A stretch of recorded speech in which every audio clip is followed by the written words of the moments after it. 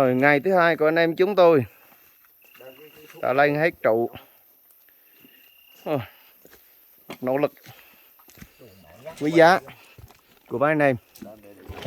Đây, tổ trưởng, đội trưởng. Những công thần lập quốc. Sao chỉ cần đem cái clip này tới là có xăm dùng. Ê. Bắt Hai. Mua ít lớn rồi ba. Đồ bạn. Có hộp giá rồi. Lấy bao bảo nọc. Lấy bỏ đi sạc rồi. Thôi rồi.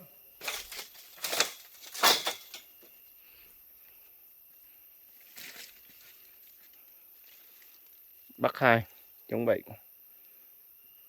ngày thứ hai giá trị.